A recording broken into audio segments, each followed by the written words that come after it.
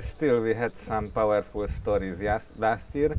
The first one was about the son-in-law of the prime minister, who was involved, who was owned the company, involved in a company which was highly successful in European Union tenders.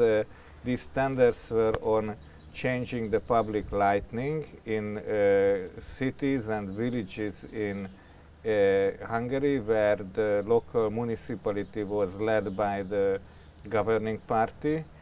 And this went on for like 5 years, from 2013 to 2018, and they made tens of millions of euros on this business. And then the Olaf, so the European Anti-Fraud Agency, started to investigate, and it turned out that the tenders were biased, they had no competition, and the quality of work they provided was poor. So we obtained some of the letters Olaf sent to the local municipalities, claiming that the tenders were wrong, in which the son-in-law won these public works.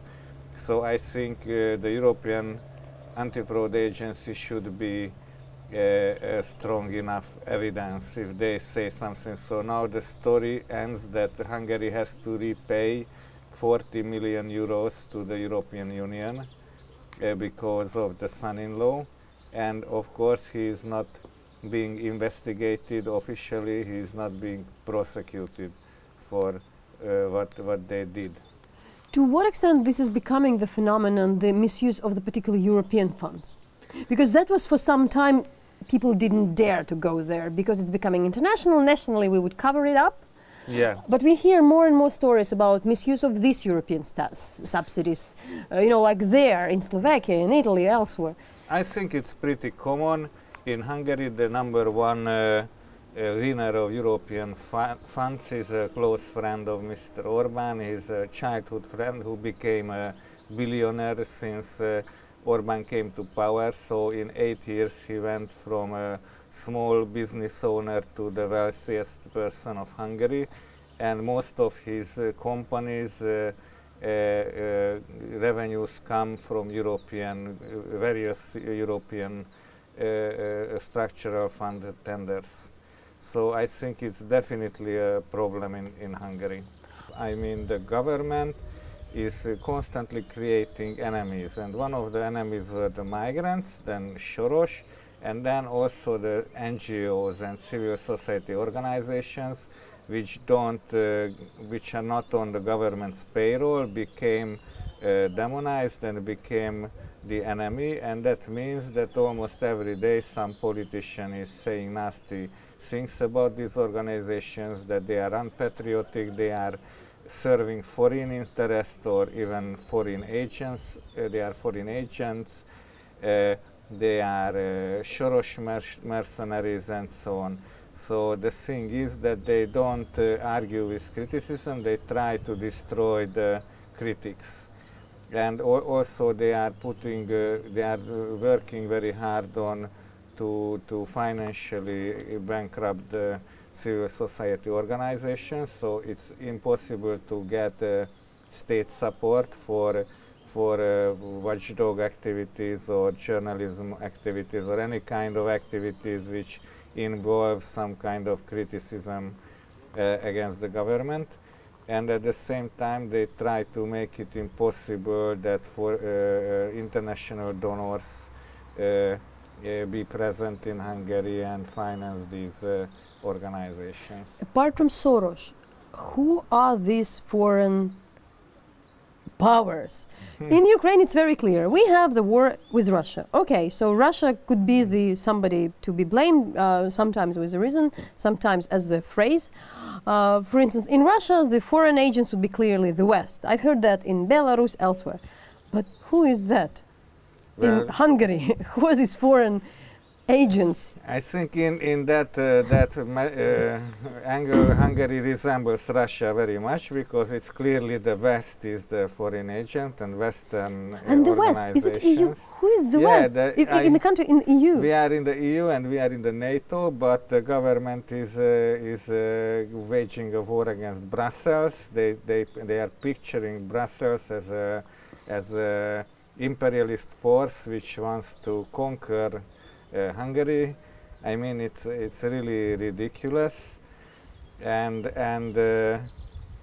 so the rhetorics and the attitudes of our government are very similar to that of Russia and the Putin regime.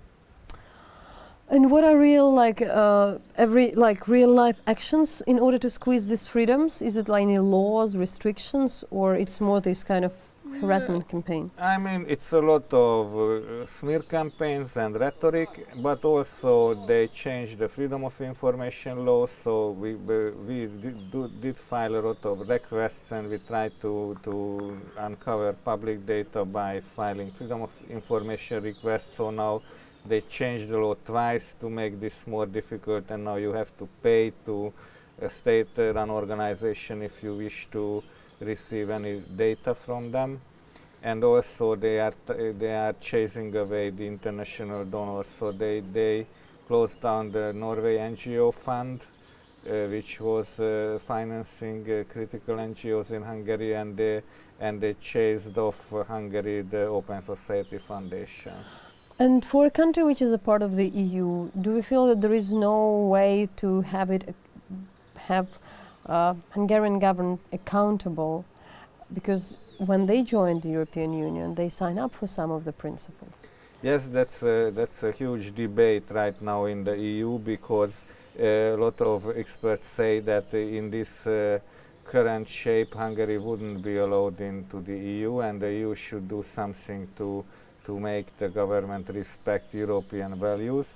But unfortunately, the EU has no efficient means to enforce its values on a member state if the government is not cooperating. Last year we had an investigation about a private plane and a private yacht, both of them kept in secret, and basically it is a luxury plane which was used by Orban himself and his friends very often, and there is a yacht on the Adriatic which is also very luxurious, and the plane sometimes brings the people to the yacht and then they go to the yacht on the Croatian seashore. So this is something which created a scandal, because people could understand and could see, because we took pictures and we took video of these vehicles, that people could see that what is happening to their tax money.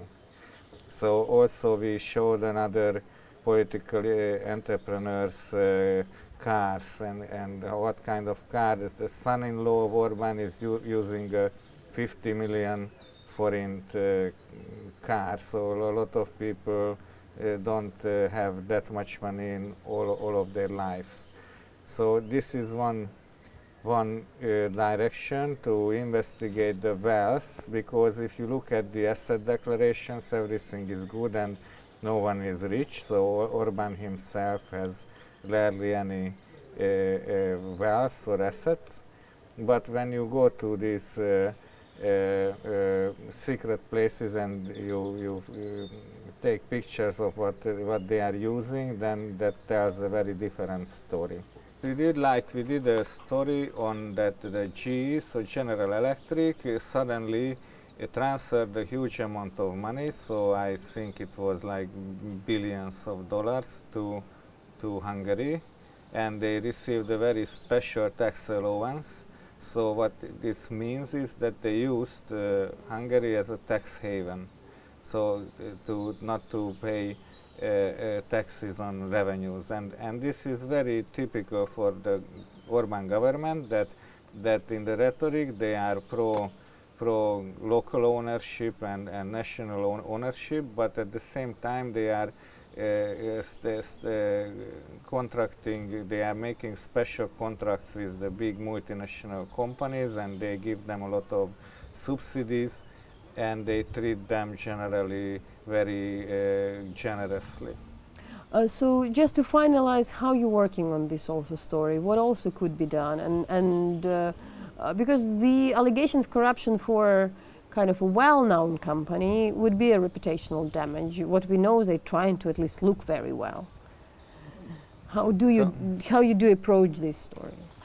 Well, we time to time we write about big companies. Like last time we wrote an article on Samsung building a battery plant at a Hungarian town, and they destroyed some forest, and they are threatening the environment there, and the locals are complaining. I think it's important to show how the Hungarian system, how the political system is benefiting these companies, whatever they are up to do. So we file freedom of information requests. We go to the places and we ask the local people, and we go to officials and try to get a reaction.